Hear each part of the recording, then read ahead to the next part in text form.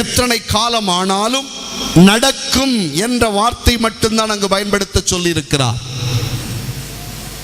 அது கால தாமதம் ஏற்பட்டாலும் நடக்கும் என்ற வார்த்தைக்குத்தான் அங்கே ரிசர்வேஷன் பண்ணப்பட்டிருக்கிறது தவிர நடக்காது என்ற வார்த்தை இங்கு தலை காட்ட இடம் நீங்கள் கொடுக்க கூடாது. அதுதான் உங்களுடைய விசுவாசத்தின் உறுதி. எத்தனை பேர் புரிந்து கொண்டீர்கள்?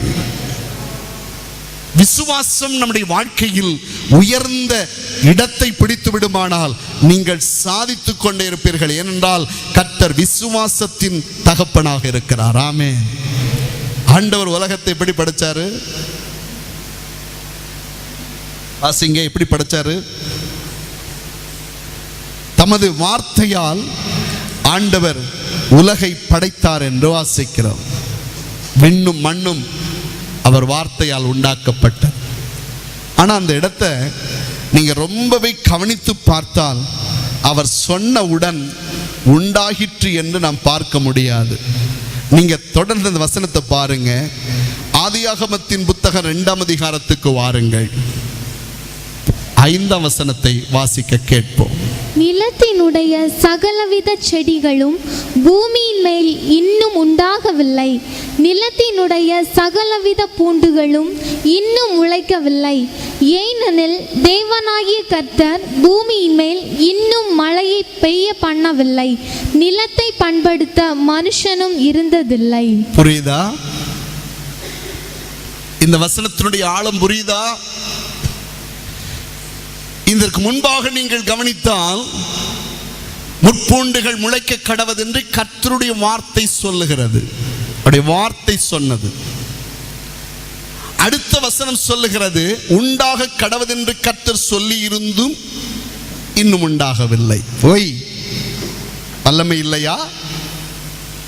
அங்கு எழுதப்பட்டிருக்கிறது இன்னும் புல் முளைக்கவில்லை, இன்னும் விருட்சங்களினுடைய கனிகள் வரவில்லை, இன்னும் மழை பெய்யவில்லை, இன்னும் பூமியை பண்படுத்த மனுஷன் இருந்திருக்கவில்லை. அப்படியானால் கர்த்தர் உண்டாகட்டும் என்று சொன்னார். விசுவாசத்தினால் அவைகள் உண்டாயிருந்தன. ஆனால் மழை பெய்த பொழுது, அதற்கு இன்னும் காலம் கொடுத்த பொழுது, அதற்கு இன்னும் நாட்கள் வந்தபோது, மனிதன் பூமியை பண்படுத்த புறப்பட்ட பொழுதுதான் அவைகள் புறப்பட ஆரம்பித்தன என்று வேதம் நமக்கு அழகாய் சொல்லு. ஆதியாகம 2:15 வாசிக்க கேட்போம். தேவனாகிய கர்த்தர் மனுஷனை ஏதேன் தோட்டத்தில் அழைத்து கொண்டு வந்து அதை பண்படுத்தவும் காக்கவும் வைத்தார். எஸ், இந்த பகுதி பார்த்தால் தேவன் மரங்களை நாட்டினார். சில மரங்கள் உயர்ந்தன, கனி கொடுத்தவைகளாய் இருந்தன. ஆனால் ஒரு பகுதியை நீங்கள் எடுத்துக்கொண்டால் மனிதன் செய்ய வேண்டிய காரியத்துக்காகவே கர்த்தர் காத்திருக்க வேண்டியது இருந்தது. அதுதான் என்னுடைய ரகசியம். சில காரியங்கள் நடக்க வேண்டுமானால் கர்த்தர் உங்களை கொண்டுதான் அதை செய்து முடிக்க முடியும்.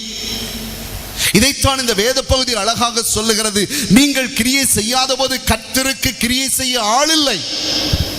ஆகவே நான் திரும்ப திரும்ப சொன்னேன், நீங்கள் விசுவாச குடும்பத்தார், விசுவாசத்தை பேசுகிறவர்கள், விசுவாசத்தின்படி வாழுகிறவர்கள். நீங்கள் எழும் பொழுதுதான் கர்த்தருடைய கனிவர்க்கங்கள் தேசத்தை நிரப்ப முடியும். இந்த இடத்தை நீங்கள் ஆழமாய் புரிந்து கொள்ள வேண்டும். உண்டாகட்டும் உண்டாகட்டும் என்று சொன்னார். எல்லாம் உண்டாக்கப்பட்டது என்று வேதத்தில் வாசிக்கிறோம். ஆனால் அவைகள் யாவும் பூரணமாய் வருவதற்கு காலம் கொடுக்கப்பட்டது. அல்லேலூயா. இயேசு கிறிஸ்து அற்புதங்களை செய்த இடங்களெல்லாம் பாருங்கள். இயேசு ஒரு பிசாசை அதட்டினார்.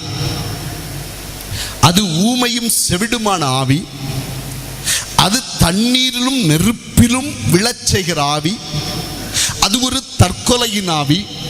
அது ஒரு வாலிபன் மேல் இருந்தது.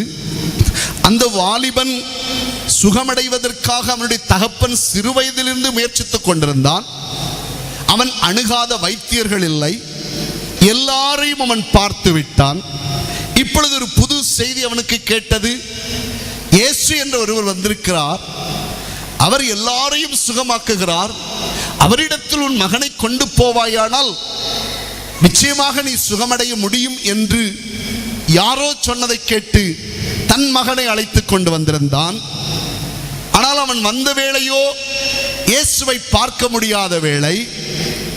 விரக்தி மேல் விரக்தி அடைந்து பல பெரிய மனிதர்களை சந்தித்தும் விடுதலை பெறாத அவிவிசுவாசம் இருதயத்தில் தேங்கியே கிடந்தன.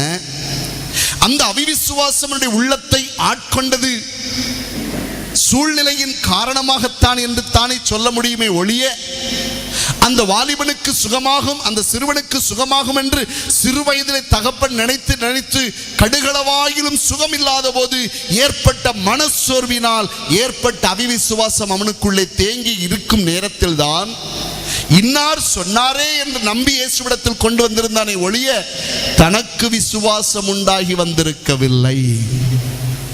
Are you understand me? நீங்கள் புரிந்து கொண்டீர்களா? அந்த தகப்பன் தன் மகனை இப்படித்தான் கொண்டு வந்திருந்தான். தன்னுடைய விசுவாசத்தில் கொண்டு வந்திருக்கவில்லை.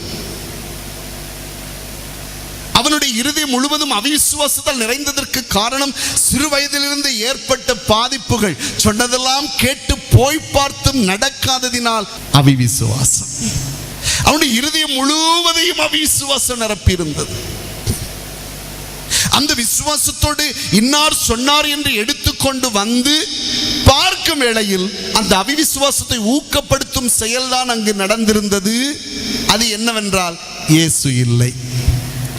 இயேசு இல்லாமல் இருந்தால் எப்படி அற்புதம் நடக்கும்? இயேசுவிடத்தில் போகத்தானே அவர் சொன்னார். சீசர்கள் சொன்னார்கள் இயேசு இல்லை. எப்பொழுது ஐயா வருவார் தெரியாது, எப்பொழுது வேண்டுமென்றாலும் வரலாம். பாவி போகிற இடமெல்லாம் பாதாளம் என்று சொல்லுவார்கள். நானும் போகிற இடமெல்லாம் அப்படித்தான் இருக்கிறது. எனக்கு யாரும் இல்லை. சரி, இயேசுவை நம்பி வந்தேன், இயேசுவும் இல்லை. உங்களால் ஏதாவது செய்ய முடியுமா? சீசர்கள் தானே நீங்கள் எல்லாம். நீங்கள் முன்னோடிகளாயிருக்கிறீர்கள் அல்லவா? இயேசுவின் சபையில் நீங்கள் மூப்பர்களாயிருக்கிறீர்கள் அல்லவா? மூப்பர்களாகிய நீங்கள் ஏதாவது செய்ய முடியுமா? மூப்பர்களில் சிலர் முன்னுக்கு வந்தார்கள். சரி, எங்களால் முடிந்ததை நாங்கள் செய்து பார்க்கிறோம் என்று அவர்களும் செய்து பார்த்தார்கள். காரியம் பலிக்கவில்லை. அப்பொழுது ஒரு சின்ன விசுவாசம் அரும்ப ஆரம்பித்தது. அது என்னவென்றால், இயேசு என்று சொன்னவுடனே எல்லாருடைய பார்வையும் இயேசுவை பார்த்த பொழுது இவர் விசேஷித்தவராக இருப்பார், எல்லாரிலும் விசேஷித்தவராக இருப்பார் என்று அடியில் எழுந்த அந்த எண்ண அலை அவனை முந்திக் கொண்டு ஓடச் செய்து அவரிடத்தில் கொண்டு சேர்த்தது. அதுதான் அவன் செய்த கெட்டிக்காரத்தனம். இவ்வளவும் அவன் செய்யாவிட்டிருந்தால் இந்த மகன் நோயாளியாய் திரும்பி போயிருந்திருப்பான். அதற்கு ஒரே காரணம், எல்லாருடைய முகமும் இயேசுவை ஏக்கத்தோடு பார்த்ததை, ஏக்கத்தோடு கண்டதை அவன் பார்த்த பொழுதே அடிமனதில் இவ்வளவு அவிசுவாசம் இருந்த பொழுதும் எங்கிருந்தோ ஒரு முளை வேகமாய் எழுந்து, இவர் எல்லாரிலும் விசேஷமானவர், இவர் தொட்டால் ஒருவேளை